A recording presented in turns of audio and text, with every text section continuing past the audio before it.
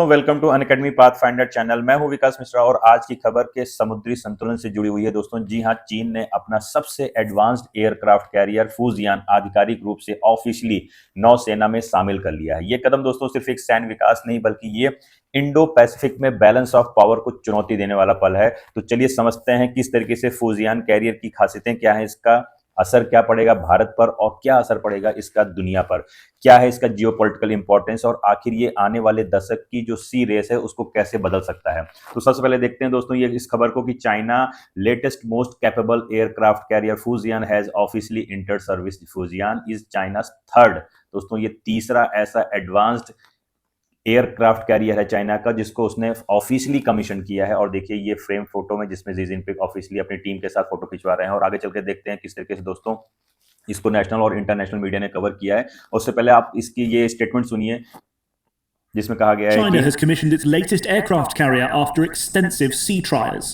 Here's what to know.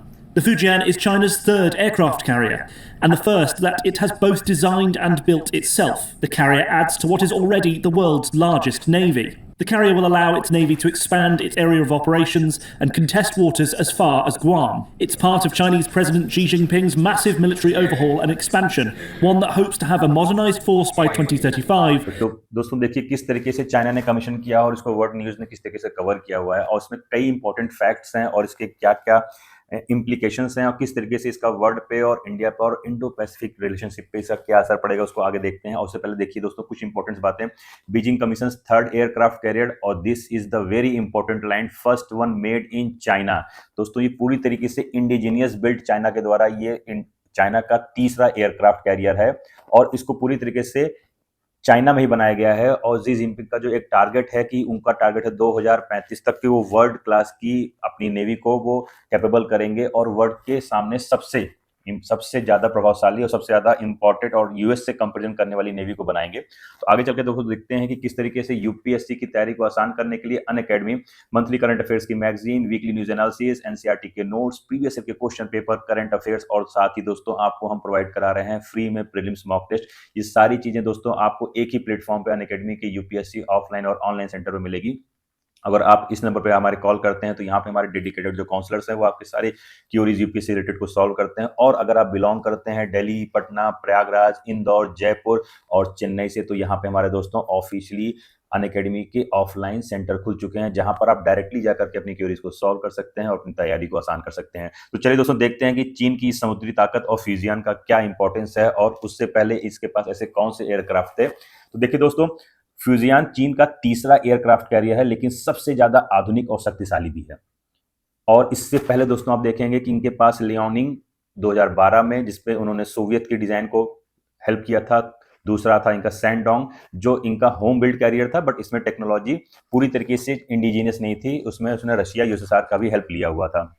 लेकिन अगर मैं बात करूं दोस्तों फुजियान की तो फुजियान 100% इंडिजिनियसली डिजाइंड है और वो चीन की खुद की तकनीकी क्षमता का प्रतीक भी है। इसमें दोस्तों इस्तेमाल किया गया है इलेक्ट्रोमैग्नेटिक कैटापुल्ट लॉन्च सिस्टम। ये होता है दोस्तों जो प्रोपल्शन देता है, क्योंकि देखिए आप पहली बात तो जानिए कि जो एयरक्राफ्ट ये जो कैरियर्स होते हैं इनका जो लॉन्च पैड होता है इसकी लेंथ काफी कम होती है, तो इस लेंथ में उसको पुश करने के लिए कुछ ना कुछ ऐसे एक्स्ट्रा एडवांस टेक्नोलॉजी चाहिए होती है। तो इसमें क्या है कि इसमें इलेक्ट्रोमैग्नेटिक कैटापुल्ट लॉन्च सिस्टम लगा हुआ है जो इसको पुश करता है और ये अब तक सिर्फ अमेरिका के पास था और अब चाइना ने भी इसको डेवलप कर लिया है।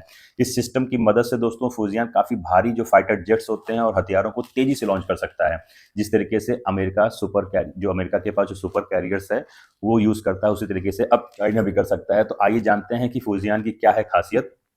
देखिए दोस्तों पहली बात तो जो फुजियान है इसकी लंबाई 316 मीटर है और इसका वजन दोस्तों 80,000 टन के आसपास है और ये दोस्तों 60 से ज्यादा एयरक्राफ्ट ले जा सकता है जिनमें चीन के स्टील फाइटर जेट्स J-35 और अर्ली वार्निंग एयरक्राफ्ट शामिल हैं। इसमें आप देखेंगे तो इंटीग्रेटेड रडार सिस्टम है, एडवांस इलेक्ट्रॉनिक वारफेयर सिस्टम है और इसमें फाइट डेक भी है जो इसे एशिया का सबसे पावरफुल वारशिप बनाता है। आप ये देखिए making it Asia most powerful warship.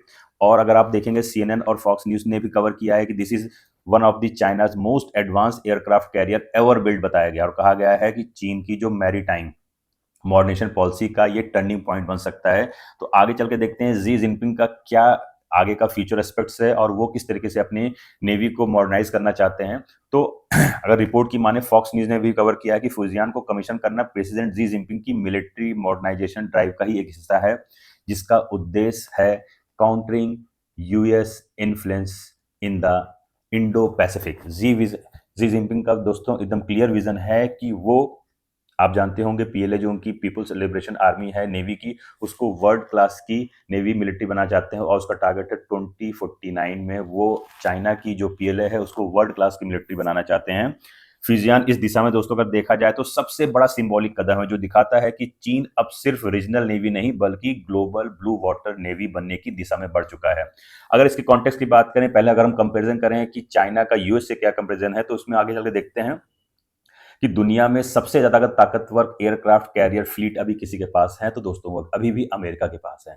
America के पास अभी भी पूरी दुनिया के सबसे ज्यादा ताकतवर और सबसे ज्यादा संख्या में अगर एयरक्राफ्ट कैरियर फ्लीट है तो वो अमेरिका के पास है। अमेरिका के पास दोस्तों 11 ऑपरेशनल कैरियर, मोस्टली जितने जितने हैं वो न्यूक्लियर पावर्ड। ये सबसे ज्यादा इंपॉर्टेंट है दोस्तों, इसको आप ध्यान दीजिएगा कि 11 ऑपरेशनल कैरियर्स हैं जिसमें सब के सब मोस्टली, मतलब मैं बोल रहा हूँ 90% से ज्यादा न्यूक्लियर पावर्ड है।